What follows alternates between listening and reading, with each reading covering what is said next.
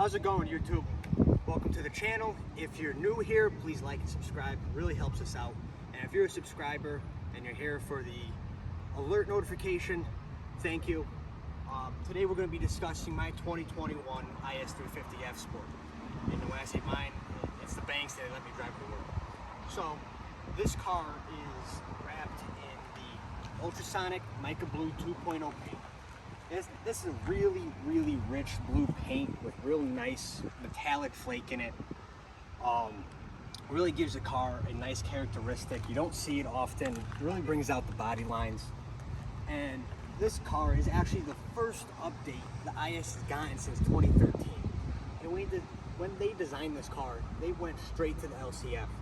They robbed design areas, technology, anything they could take to make the IS the car it is now, and they really updated it very well. So this car comes with a staggered set of 19s. It's got two 35s in the front, two 65s in the back, and this car is on the double spoke black chrome wheels.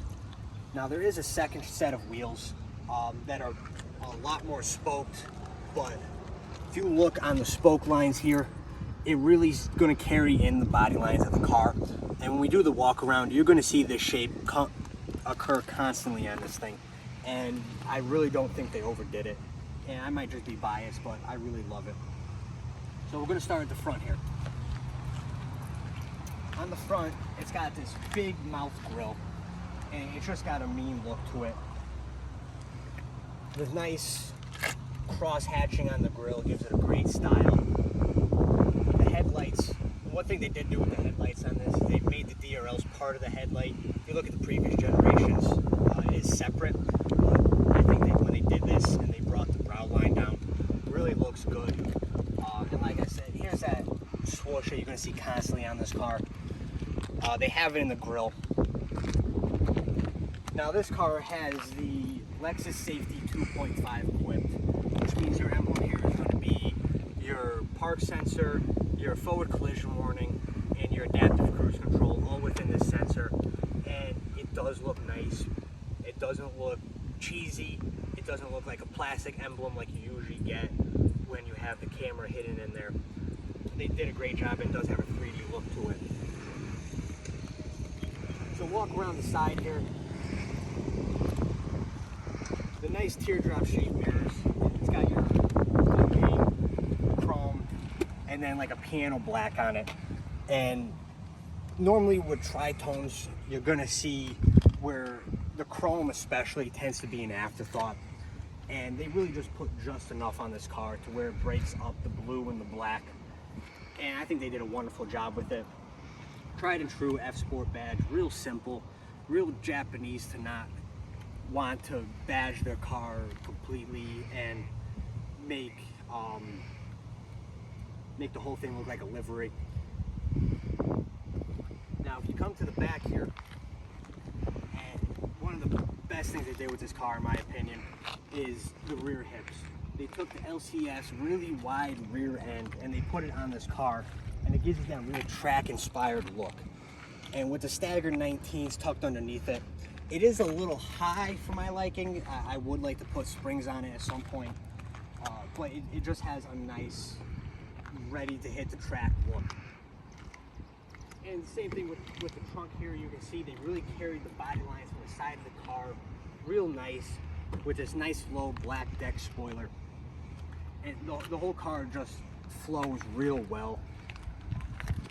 And the rear tail light here, this is also a upgrade from the last model. They put a full bar tail light, and at night this whole thing lights up real nice LED red, and it's just a mean look to it.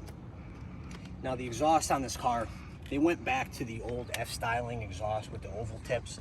They got rid of the square tips the generation before. Before this car, I had a 2020 IS 300 Fsport with the square tips, and just the round tips make it look like an actual exhaust. Done? Cool, okay. The square tips always looks factory. A lot of companies now are doing square tips with the fake cutouts, and a lot of times you just don't bank on there being an actual exhaust connected. but this looks like you actually went to somebody like Borla or Flowmaster and you put an exhaust on it. And that's another thing with the exhaust in this car. This is equipped with the F-tuned exhaust, and if you're looking at this video because you're debating about buying this car and you're looking at your AMGs or your M Sports or even your M Series or your S-Line Audis, you're not going to get that sporty feel from this exhaust. It is not loud. You're not going to get a rumble, and you do not have active exhaust as an option. But what they did do is they made the exhaust as quiet and as comfortable as possible in true Toyota fashion, and to get the 311 all-wheel horsepower from their tried and true V6 out of it, you don't get the sound, but you get performance, and it does what it has to do, and you do it quietly. You don't draw attention. You know, you're not going to get your kids modifying these. There's not a whole lot of aftermarket for them. And it's what's kind of nice about it is you're in a more mature car, but with the 311 all-wheel horse on this thing, with the full-time all-wheel drive, it's got enough to get it done. 0 to 60 is 5.7 with a quarter-mile time of 14.7 at 100.1 miles an hour. It's not a race car, but it's enough to have fun, and it's got some pep. You don't have to worry about not having enough power. At the end of the day, that's not what this car is for. It's a sporty car, entry-level luxury, and this car's sticker price is $47,000, and there's not a whole lot you're going to get in that price range comparable. We posted another video of the other guy on the channel. He's got a C43. That car new was $70,000. You got more options in it. You got the active exhaust. But like I said, new, you're looking at $30,000 more dollars. So that's enough on the outside. And like I said, it's real LCF, track inspired, real nice look. Let's carry it on to the inside, and I'm going to show you some of the features that we got here.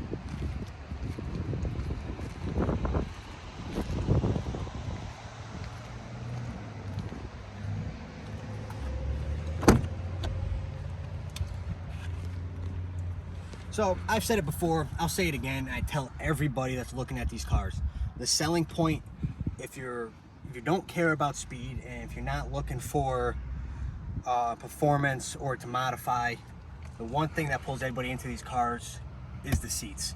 Fsport seats are some of the best on the market. The bolstering is fantastic. This car has the white New Lux interior, perforated seats, heated, cooled. And I'm a diesel mechanic for a living. This car should be nasty. But let me tell you, the leather quality is so nice. And as long as you watch what you're doing, you use your soap and water, you know how to shower. Even if you get a stain on here, it wipes off with just water and a microfiber. It really is nice leather. And if you love the white and you don't think you can keep it clean, if you can try and you think you can put the effort in to just wipe it down when it gets dirty, there's no reason to not get white. Nobody should be afraid of a white interior if you like it. Now on the dash here, we have a leather wrap dash, leather wrap gauge apron here, and it's got the nice white stitching that really carries in the white nice. A little sporty look, but also it's got some class to it. They didn't go overboard. The center console here, you got your full wrap armrest here. That is the white leather. Trackpad for your mouse, which we'll go over in a minute. Gauge cluster, everything's real nice, real cockpit feel. So, Jimmy, just put your foot on the brake there. We're gonna fire this up. Now the gauge cluster on here, like I said, and I'm gonna keep saying it until I'm blue in the face, is out of the LCF. It's got the digital gauge cluster with the movable face. All your information is there. You can scroll through, get all your gas mileage, tire pressures, gear positions, all your information that's on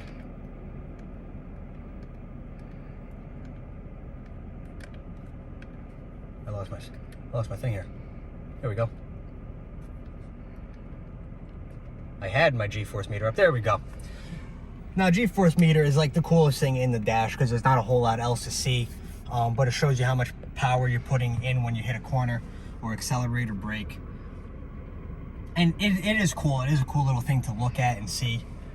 Now, the steering wheel is leather wrapped with the white stitching, paddle shifters, and the paddle shifters on this are real nice. They didn't seem like an afterthought at all.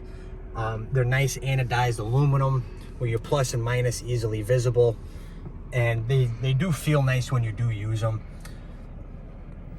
Now, I gotta say, I do wish they did a flat bottom wheel and took a note from Mercedes and put an alignment stripe up top, give it a little bit more of a track feel. They didn't do that. It's definitely more luxury than sport, but it is a great feeling steering wheel, I do have to say. Now, the radio here, even though your controls are right here, and they do feel wonderful to use, very convenient positions. This is also touch screen, in-car Wi-Fi, your Lexus Inform app. You can get all that from here. This does have CarPlay and is the Pioneer system. This does not have the Mark Levinson. I wish I got the Mark Levinson, but the Pioneer is nice. I believe it is a 8-speaker system. It does feel good. The subwoofer in the trunk is a little weak, but you're not gonna get kids buying this trying to blast music. The demographic that's gonna buy this car is definitely gonna be very pleased. Now, if you look at the center console here for your HVAC, this has not been changed since like 15 or 16, and there's no reason to change it. All your controls are right here, real easily accessible. HVAC controls are touch as well as click. You can do it in through your radio, or you can do it in your voice command on the steering wheel. And it is wonderful, nice, convenient. The cooled seats on this are amazing. Probably best in its class, to be honest with you. I've sat in Mercedes and Audis, BMWs, Cadillacs, and the cooled seats on this definitely have more strength than any of its competitors. And if you're a sweaty guy, or you're going to do long road trips, or you live in a relatively hot climate, they're wonderful, and they are memory button. So when you do your remote start in the morning, whatever you had on the night before is going to be back on, so you don't have to worry about your seat being hot, or vice versa. If we have a Connecticut winter, you don't have to worry about your seat being cold because your heated seat will still be on. And that's another thing with this car, with the remote start. You have it on your fob as well with 3 hits of the lock button, or your Lexus Inform app, which can allow you to lock, unlock, and remote start your car from your phone. It is a wonderful feature. Unfortunately, like most of the car apps, it is slow. Not ridiculously slow, but enough to where probably would have been easier to grab your key. So the vents on this are round 360 on the sides with rectangles in the middle. Put that on paper, it doesn't make any sense, but I gotta say, it does look good. They did it right. I don't think it looks misplaced.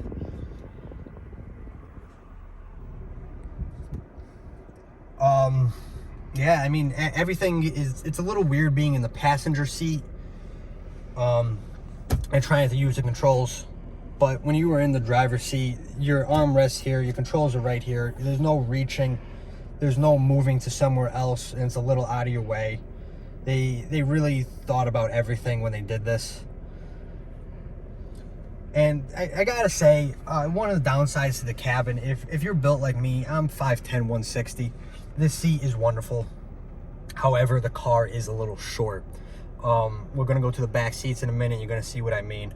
My driver's seat that Jimmy's sitting in right now, I am with my head back actually past the B pillar to where I'm comfortable driving. If you don't have any kids to put in the back seat, or it's you and girlfriend, wife, boyfriend, what have you, I'm not going to see a lot of problems in your future with it. But if you have kids, or you guys do a lot of road trips, this might not be the car for you. You might want to look into an ES, something with a little more back space. But yeah, I mean, the seats are amazingly comfortable. It's a real cockpit feel. And Yeah, real hugging car, which is not good for your bigger guys out there. Jimmy here holding the camera is about 240, wide shoulders, and we almost have to get the butter to get him out of this thing. Butter to get into it too. It's a little snug. So yeah, like I said, there's not a whole lot going on the inside. No 360 camera, unfortunately. No front-facing camera either. Now, those are things I would like to see them put on, but for the price point, you can't really complain too much. And all the controls, for the most part, have relatively went unchanged or carry over into the other brands. And don't change it. Don't make it overly complicated. If it's not broke, don't fix it. Don't be a German company where you start hiding buttons, or you have to hit something 4 times, or like the old Audi controls where up was down and down was up with the radio. There's no need. You're overcomplicating it. This still has tune knob, power knob, and a real easy to control mouse pad. Nothing's overly complicated. Real nice user interface. And that's the one thing. When you buy a car and you have to sit down with the guy and you have to go through every part of the car and the hokey pokey dance to set up a phone, it gets a little much, and a lot of it is a little overwhelming. This is nice. This is self-explanatory. There's no guessing. A lot of the technology has just been improved and not overly engineered. So now we're going to go to the back seat. I'm going to show you guys the space issues you might run into, but there are some upsides.